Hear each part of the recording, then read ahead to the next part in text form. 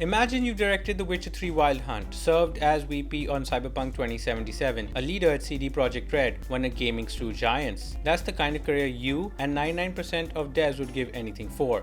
But what if you would leave it all behind? Well, Konrad Tomiskowicz did, with a vision to change RPGs forever. He left CDPR with his wolf pack to found Rebel Wolves, the minds now crafting Blood of Dawnwalker, a narrative-driven vampire RPG. Rebel Wolves is trying something revolutionary here. They're cracking 3 problems that have plagued AAA studios for years. Issues so big that even billion-dollar giants like CDPR, Ubisoft, or Microsoft can't fix entirely, but this 120-person team may just have what it takes. But before we break down how Rebel Wolves is rewriting the rules, let's rewind and see what would push a top-tier dev to abandon the so-called dream job, because the answer reveals why these 3 solutions even matter.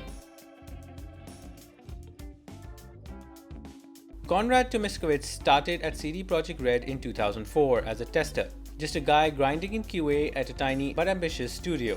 2 decades later, he climbed to director of The Witcher 3 and VP of game development for Cyberpunk 2077. But CDPR had changed. The scrappy underdog became a AAA giant with shareholders and the world watching. Creative freedom got buried under bureaucracy and sky-high expectation of Cyberpunk 2077. CDPR ballooned from 500 employees to 1100 during its development. The pressure became insane, devs and execs were out of sync, and crunch became a way of life. Cyberpunk was one of the most hyped and disastrous launches in gaming history. Not only did it cost their market cap $8 billion, it resulted in lawsuits being filed against them.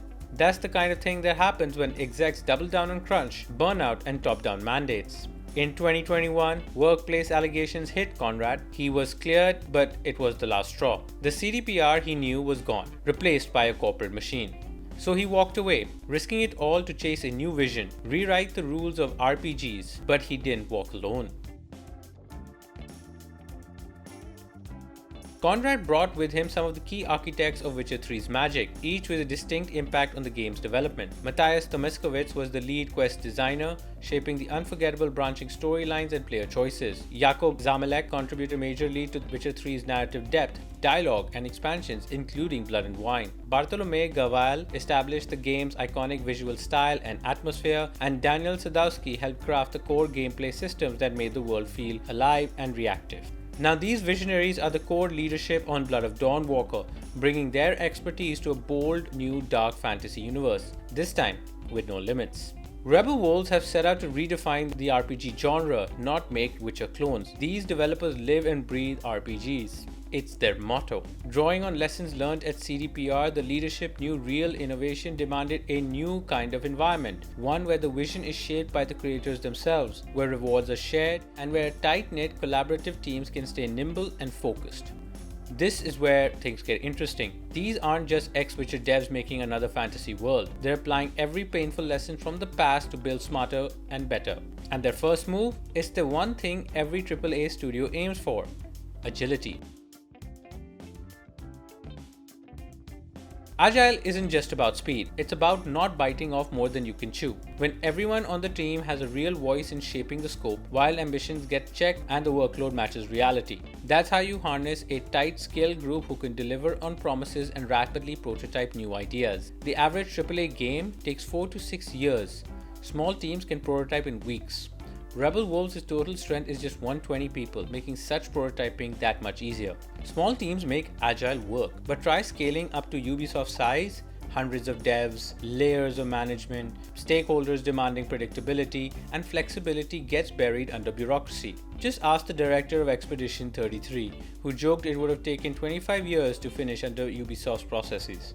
But even the nimblest of teams falls apart if people don't have real skin in the game. How do you keep a small squad fiercely motivated? Rebel Wolves' answer is so radical it will send most AAA shareholders running for their lawyers. Most studios are rigid hierarchies. Execs and shareholders call the shots. Devs execute someone else's vision for a fixed paycheck. That dynamic was on full display at CDPR during Cyberpunk Saga, or at any other AAA studio for that matter. Top-down pressure leads to crunch, burnout, and a launch that just hurts everybody in the end. Rebel Wolves flips the script. Their second philosophy is a flat structure built on collaborative decision making. Major creative and business choices, whether it be project direction, tech stack, even marketing, are shaped by the whole team, regardless of seniority. The result? More thoughtful timelines, healthier work-life balance, and real ownership of the product. And when the game ships, everyone gets a share of the profits, not just the execs or the investors. Everyone. This model keeps the team invested, motivated, and loyal, something the old guard can't match easily. Profit sharing at a AAA studio? That's preposterous. Whether it be Ubisoft, Bethesda, Naughty Dog, or even CDPR, all listed in stock markets in some form or the other. Shareholder obligations, boardroom politics, layers of management mean that creative control and financial rewards are tightly held at the top. But there's still one killer left in the AAA world: crunch.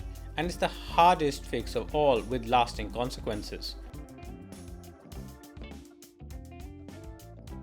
Crunch is a plague that's infected the entire software world for decades. In my consulting work, I've seen this pattern destroy teams. I slogged through 15-16 hour days myself, watching creativity evaporate under impossible deadlines. When things go sideways, crunch kicks in. Exhausted minds make bad decisions, which leads to more problems, more hours, and even more burnout. It's a cautionary tale that makes a no-crunch culture a complete no-brainer. Other studios, like Naughty Dog, have also publicly committed to eliminating crunch after seeing the toll it takes. But here's the reality. When a single delay can cost millions, like AC Shadows' delay, which cost Ubisoft over 20 million, crunch starts to look worth it to execs desperate to protect the bottom line. That's why breaking the cycle is so rare in AAA, where most are backed by massive corporations, and the pressure to deliver on time is ruthless. Rebel Wolves is different. No crunch isn't a lofty ideal. It's enforceable when the team is small, the hierarchy is flat, and when everyone's invested. No middle management bottlenecks, no corporate red tape. Just empowered devs who can spot problems early and shift direction fast.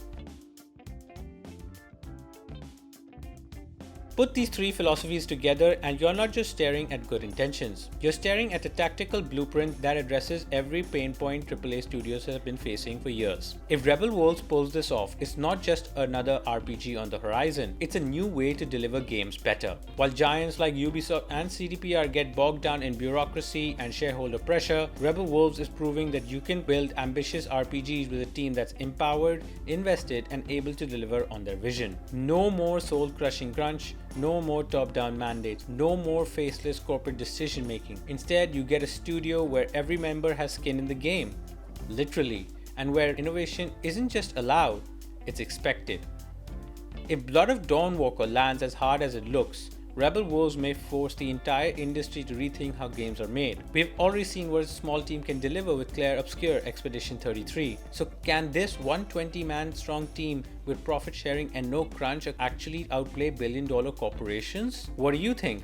Are there any other studios that follow a similar model at the AAA level? Let me know in the comments below.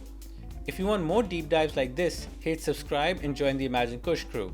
More game industry breakdowns and more sharp analysis. If you want to know more about Blood of Dawnwalker, where I go over everything from background to game design, click here. And if you want to know more about how Nintendo's latest patent is threatening gameplay innovation, click here.